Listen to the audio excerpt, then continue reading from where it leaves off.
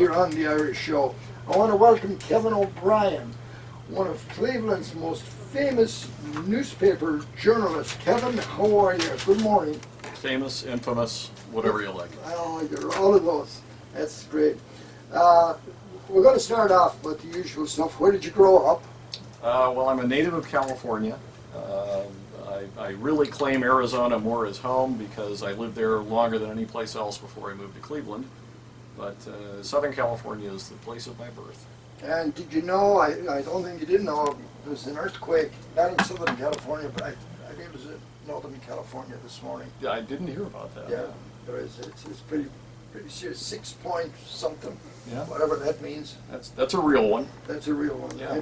right? Where do you went to school in California? Where'd you go to college? I went to college at Arizona. I majored in political science there and graduated in 1979.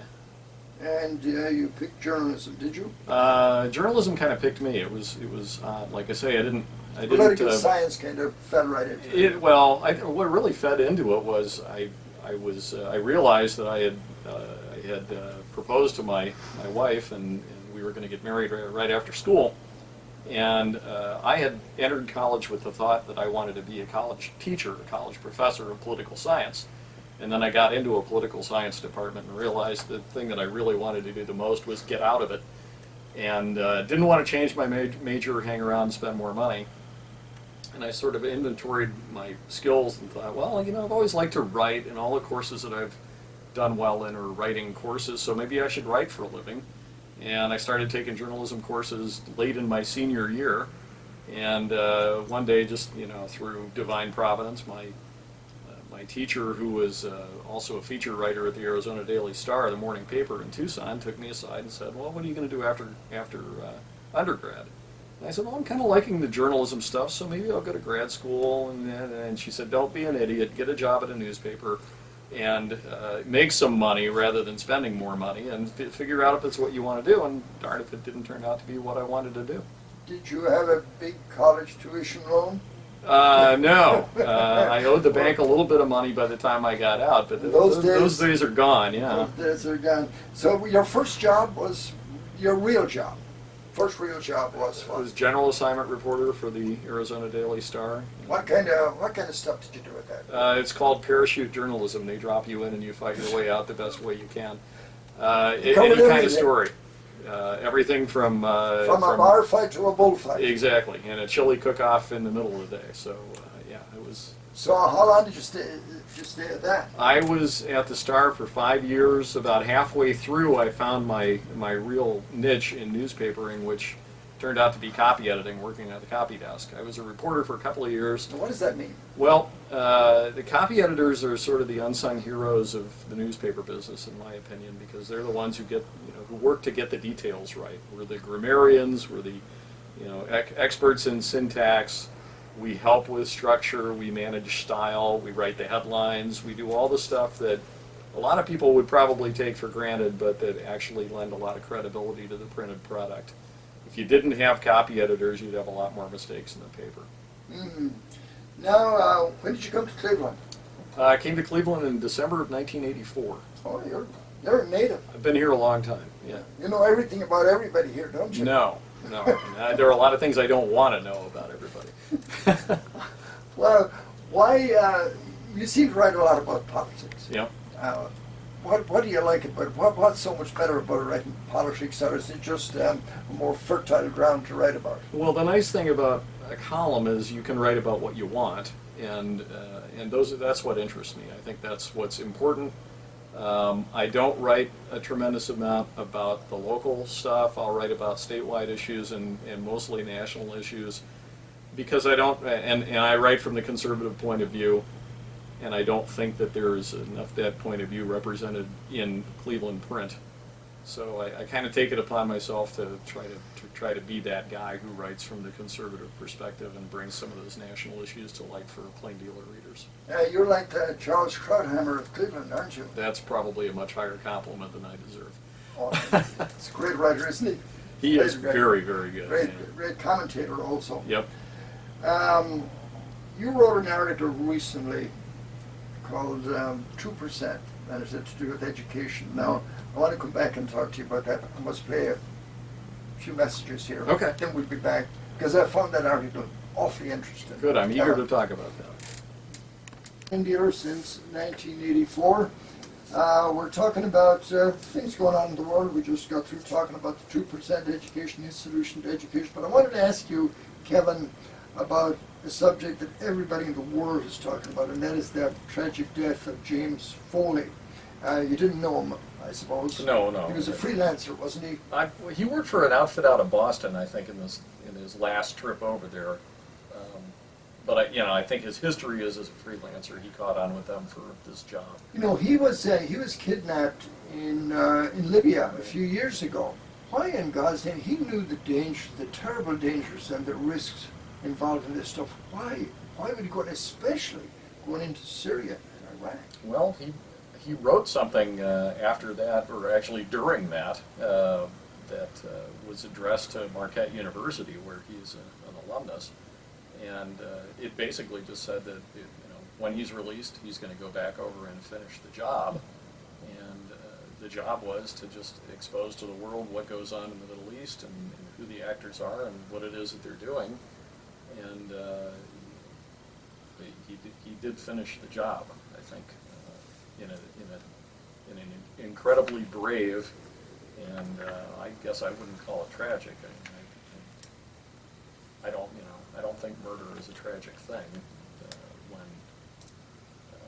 when it happens the way that it happened to him. It's just an awful thing. Tragedy doesn't even begin to tell it. Do you think that his killing has changed the dynamics of what's going on in the world right now? Because it seems something seems to have happened since the announcement of his killing.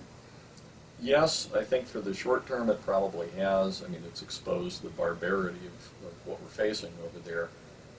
But I don't know how long that lasts. 9/11 showed us the same thing. And look how brief the time when the unity in the United States lasted after that. We had about 4 months where everybody was on the same page, and then after that, political priorities seemed to take over, and there was a lot of division, and there's been a lot of division ever since.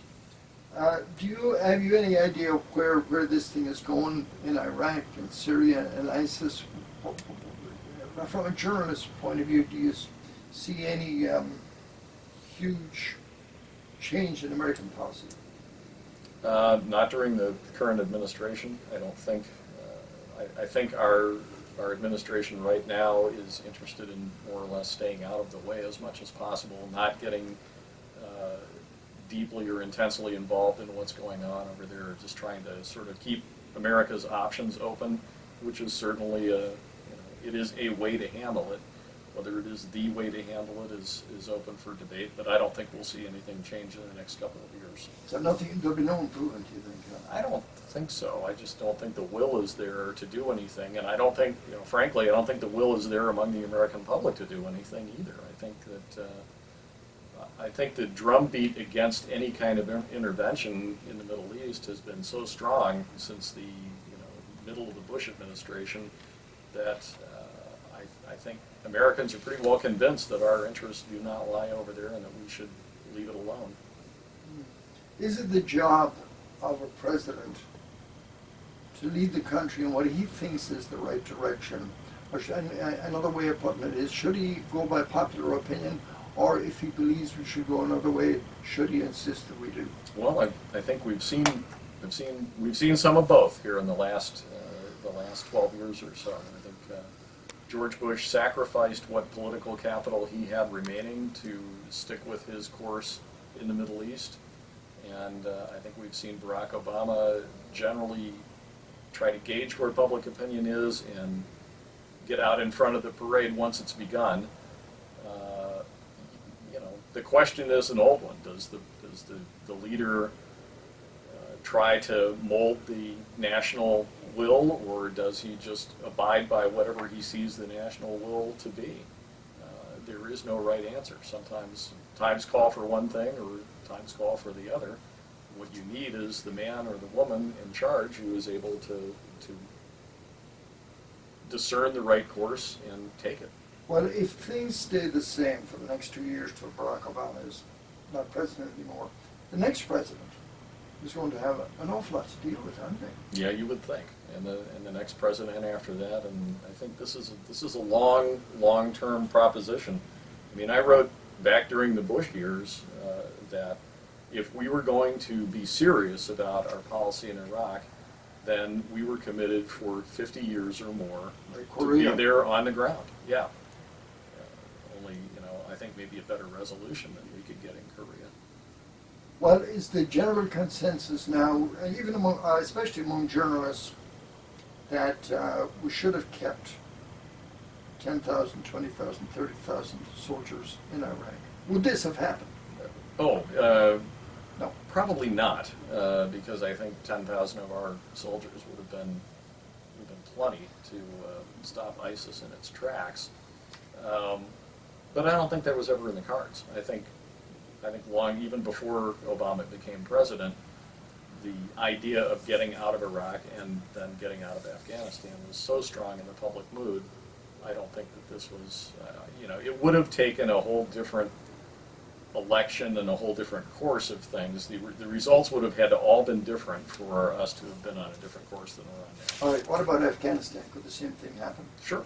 Same thing. I think the same thing will happen. Will he change his mind, but will he keep the forces in Afghanistan? My guess is he's much more committed to getting out and bringing everybody home than he is to even doing anything abroad. Even knowing what might happen? Yeah, I don't think that's a huge consideration for him. I think he had some benchmarks that he set for himself when he came to office, and he's gonna stick with that. Interesting. What was I going? Also, I wanted to ask you about what do you think about our relationship with Israel, the American relationship with Israel? It goes through periods of strain and it goes through periods of closeness. I think we're in a period of pretty deep strain right now, and I think that the U.S. commitment to Israel should be unwavering, and I think it's wavering right now, so it bothers me. And Israel is obviously under a lot of pressure right now with the Hamas offensive that's going on, and then Israel's effort to answer it. I don't think the United States should be in any way unclear about who's in the right and whose side it's on here, but we are being somewhat coy about it, and I don't think that's a good policy for us or for Israel. I don't think the world should be in any doubt as to where the United States stands on Israel's right to exist and exist in peace. We'll be right back. Stand by. Kevin, does the folks at the Plain Dealer ever tell you, don't write about that, Kevin, we don't want you to do that today, or we don't want that in the paper? Nope, the next time that happens will be the first time it happens. I've got the freedom to write about whatever I like, and I know what the boundaries are myself, so I'm not going to put myself in the position of having somebody say, well, you can't say that. How about some of your fellow writers? They'd be on the other side. Like, you're conservative, some of them are liberal. Right. Would they say to you, oh my God, that was an awful pile of trash you put out in the paper? Well, I hear that all the time. Oh, do you? Oh, yeah. We're pretty open with each other about how we feel about things that have been written. So. Well, what do they think you seem to kind of a lone wolf down there, are you? Yes, definitely. How do you have it? It's equal, though. You figure one against, what, 5 or 6? Yeah, it balances out. It balances. Yeah.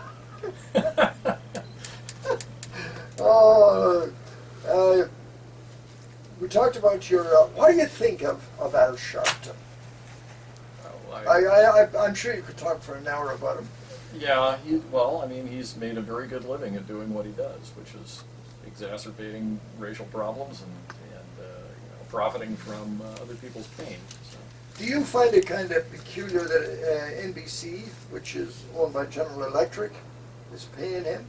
And somebody said he makes $7 million a year. Well, the man's clearly got a following and an audience, and if you're in the media, and especially if you're in television, then the idea is to draw as much audience as you can. So, I don't fault them for, I don't agree with anything that he says, or at least rarely, but I don't fault them for having his point of view on the television. That's their call, and that's why this is a great country.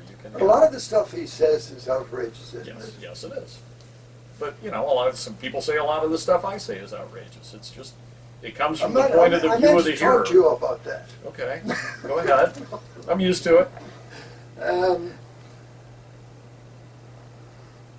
We talked, we mentioned earlier about the music, Tim O'Brien, and what is your favorite kind of music? What do you listen to? I've got pretty wide-ranging tastes, but I guess anymore to play, I really do enjoy the bluegrass and the gospel and that sort of thing. Do you play yourself? Yeah, I play guitar. We have a little kind of a family band that gets together now. Really? Yeah. Oh. Well, I get you on here. Why don't you come online? Well, be careful what you wish for. Do you, you got a banjo player? Hey, my son plays the banjo. Cool. He also plays the mandolin, and so I play guitar. And then if we're actually going, we do the annual Frostville Festival of the Arts thing. That's our one big gig per year. Cool. Really? And we bring in a couple of friends who play the upright bass and the fiddle. And would you like to do some? Would you like to do some live stuff? Because I do a lot of live stuff here on the radio. Well, I'll ask him. Mary's Lane. Ask him. Yeah, we'd love to have that. And we won't even talk politics that day. No, music. It'd be all about music. We'll make Colleen very happy. But I'll tell you one thing. She was very interested. She was really listening to you today, which is unusual. Is that unusual? Oh, yeah. She doesn't pay much attention to politics at all. Okay. Well, I just thought maybe she just tunes out the guests that you have on. Yeah. Oh, no, not at all. All right, we're going to go back to the music here for a minute. Actually, I have to go back in 65. See, that's I a think pretty about good 18. run. And that was, I think that was the Flynns, the Ruans. The Quinns didn't come here until 1913. That's when my three uncles, Pat, Mike, and John, arrived. That was in 1913. All right, Tom. All right, Gerry. Great to have you, and I'm looking forward to the trip with you. You and I and McIntyre, where somebody was saying we're like a law firm. That's closer to the truth than that Irish tenors thing. We don't have a singer in the group. Oh yes, we do. You and McIntyre, you're great singers. I heard you guys. Oh, you You're did? good. Oh yeah, I thought you were good. Says a lot about me, my tone deafness, though, doesn't it?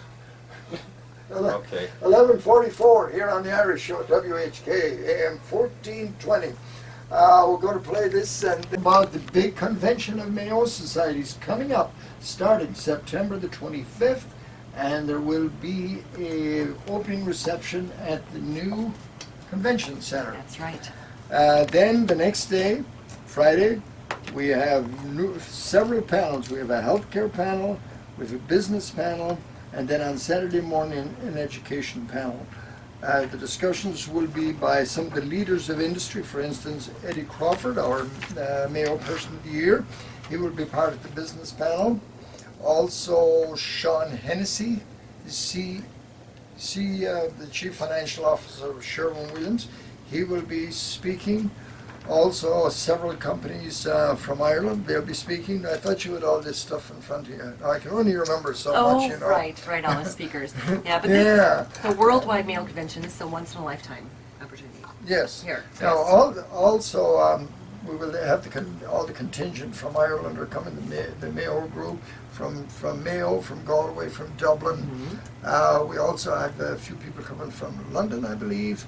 And the Manchester, there was supposed to be a group coming from Manchester, but I do know one of the leaders of the group came down with a serious illness in the last couple of weeks, so that one may be in doubt.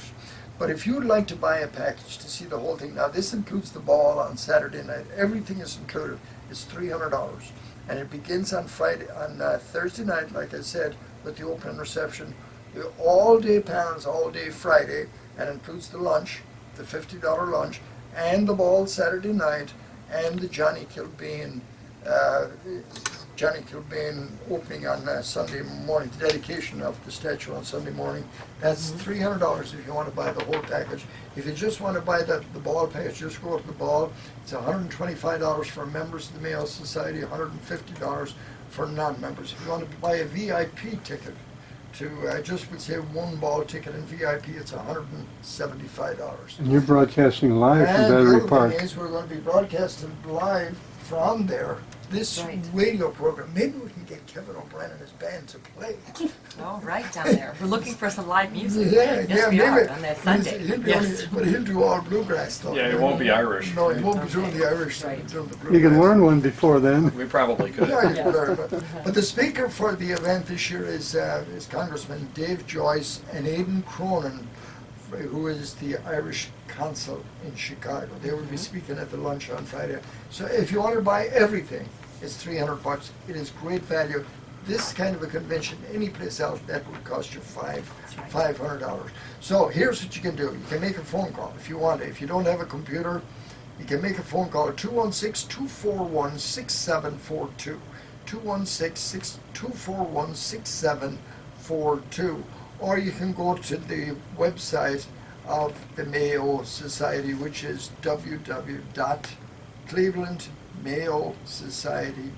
www.clevelandmayosociety.org.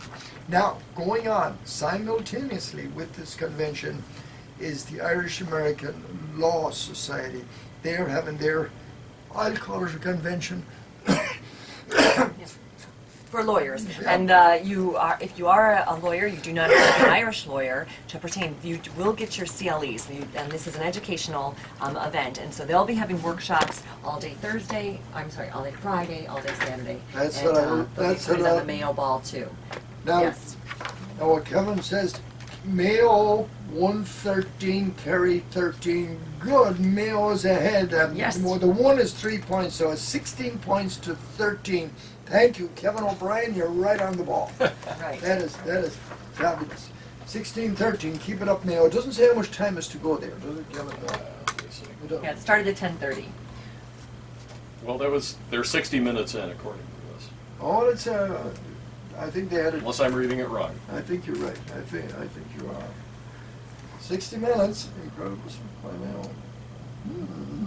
Very nice. Very nice. We're looking forward to Mayo winning that. There's going to be a great celebration here for the Mayo Convention if they go all the way to the That's Super right. Bowl of Irish football. Congratulations to Edward Crawford, Edward F. Crawford. He's going to be on the program here before the event, so we're looking forward to that. I think it's 2 weeks, maybe the 14th September. Mr. Crawford will be our guest here on the program, so I'm looking forward to that. It's 11:51 on the Irish Show. Colleen, we better play this song. Okay, can I just say? Do you want it to be a shout out? romantic one? Well, it could be a romantic one, and I saw my friend Catherine Cronin is actually in town. She was in town for our friend Meg's father's funeral, and so it was great to see Catherine Cronin, and a shout out to her mom, Eileen, I think is up in Alaska. No, we're talking about Alaska, and she's going on a cruise, and but great to see you, Catherine Cronin. Move home. See ya. Okay. Well, I think- Gerry, can yeah. I ask Brady Conway to email me? She's given me an incorrect email address twice. Brady O'Sullivan9@roadrunner.com. Send me one and I'll have the right one. Thank you. No, you better get Manus to do that.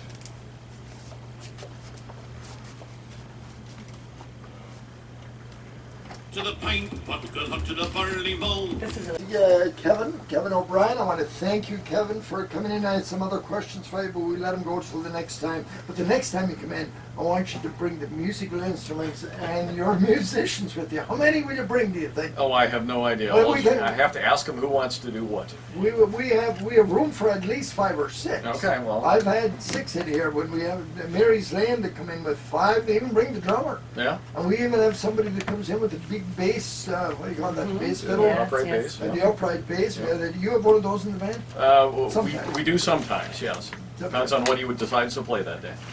Well, listen, now we will be, how many days a week do you do your column for the Play Theater? It's just on Wednesdays, every Wednesday. Every Wednesday. And what do you do the rest of the week? Do you kind of get it all together?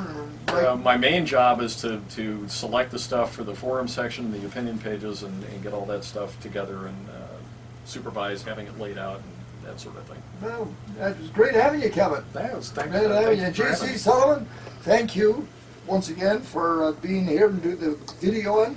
It'll be all over the world, I'm sure. It's always my pleasure. It'll definitely be on your Facebook page, Gerry. Okay. And we'll Mistakes also and get all. on Kevin's Can you do a Facebook little as well. editing for me? It's all right what Kevin says. Everything is fine. It's me.